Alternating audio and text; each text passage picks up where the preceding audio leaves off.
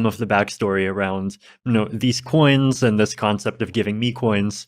So first of all, Shiba Inu, as you said, is this kind of knockoff of Dogecoin, right? And Dogecoin was this initial kind of fun coin that was created back, I think, around 2014 or so, and it was just created by Jackson Palmer and like put it out as a joke for a couple of hours, and a community formed around it.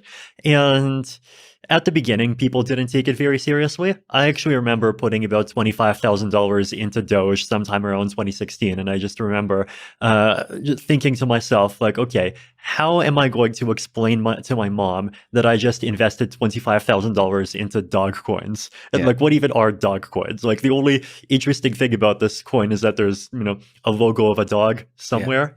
But, of course, that ended up being one of the best investments I've ever made. And it did really well. And then at the end of 2020, Elon Musk, of course, started talking about Dogecoin, and the market cap just like shot up to about $50 billion.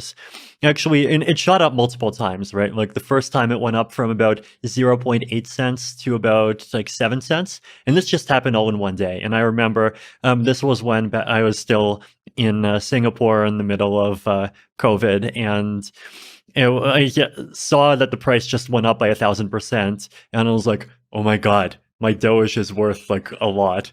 And so I immediately called up some of my friends and told them to like drop everything and scramble. And I sold half the Doge, and I got $4.3 million, donated the proceeds to give directly. And a few hours after I did this, the price dropped back down from about 7 cents to 4 cents, right? So I managed to sell the Doge at the top, and I remember just feeling like I was such an amazing trader. But then, of course, the price went up from 4 cents, then to 7, and then 50, and just like Doge becoming this big phenomenon where there's even a lot of people that have heard of Doge that have not heard of Ethereum. Is just like something even I wasn't predicting, right? And so after that, of course, we have Doge, and then people are thinking, well, if the leading dog token is worth $50 billion, then surely the second largest dog token deserves, at least 7 or 8 billion, right? Like, I feel like that's kind of what the mindset of these Shiba people is. So then, of course, they did this other gimmick, right, where they gave me half the Shiba token supply. They were actually not the first projects to do this. So around the end of 2020, there was this weird project called Teller. It's like Tellor. I think they're a Chainlink competitor or something like this. But I remember they just like dumped $50,000 worth of their token into my wallet. And then they had their Twitter army just like basically run around saying, look at Vitalik's wallet. Vitalik holds Tellers. He's one of us. He's a supporter. And as soon as I discovered this, I just like publicly sold the Teller tokens on Uniswap, and this created a bit of a Twitter splat. Now, the Shiba people were more clever. The Shiba people, instead of dumping to that wallet, they dumped to my cold wallet, right? So in like cryptocurrency, right, there's this concept of like cold wallets and hot wallets. Basically, like the thing that actually owns your money is like this 80-digit number called a private key, right? And a hot wallet is when that private key is just stored in memory on your computer, on your phone, really easy to access.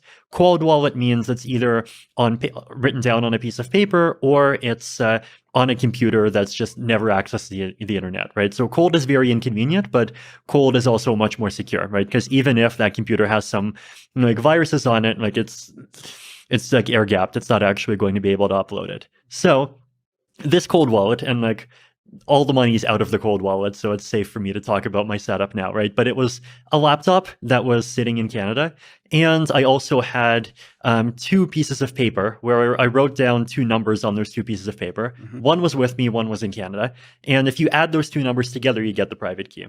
So because of COVID travel restrictions, and this is this cold wallets in Canada, like it's very difficult for me to actually access it, right? And I'm not sure if they knew this. Maybe they just got lucky. But like basically, they sent a lot of these dog tokens into this wallet where it was very difficult for me to access it. But then I saw these dog tokens, I saw more and more people talking about them, and then at some point I realized that like, hey, these things are worth billions of dollars, and like, there's lots of really good things that you could do with that amount of money, and it would actually be a waste to just like see it go. So I made the decision that like I would actually power through and figure out how to like safely like basically get my private key. I actually had to call up my family, tell them to read out their number off of their piece of paper.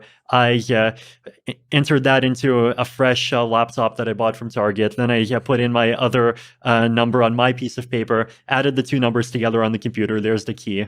And at the same time, like, just scrambled for 2 days, setting up a new wallet to where I could move my ETH to safely, like getting people to be multi-sig partners, just like doing all sorts of like stuff that, 10 years ago you would expect to just be part of a cyberpunk, science fiction novel, but now it's all real. So you're doing this all by yourself, essentially.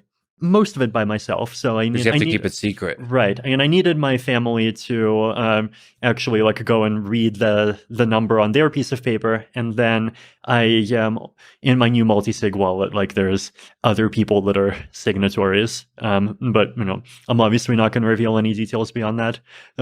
So I did this, right, and I actually managed to get the private key, make the first transaction that would just move all my Ether to the multi-sig wallet so it's safe, and then second put the private key on my main computer, then started, going in and just selling some of the dog tokens and then just like giving them to these different charities.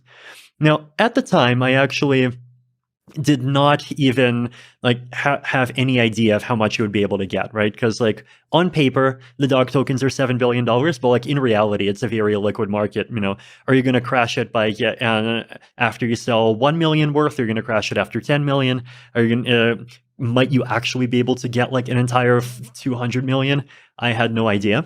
So I definitely was just of the mindset like, okay, I'll sell a bit, maybe get some ETH, and then, donated some ETH to GiveWell, donated some to other groups, and then, okay, have some dog tokens. Like, I don't have an easy ability to sell more myself, but then I'll just give them to these groups and hopefully they'll do good things with them.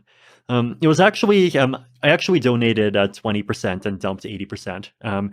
Yeah, so the COVID India group got one batch, and then there's another group that got another batch. And I don't want to say who they are because I think they want to announce themselves at some point. Sure. Yeah, but it's, you can see the fact that these transactions were made on the blockchain. But no, it was just very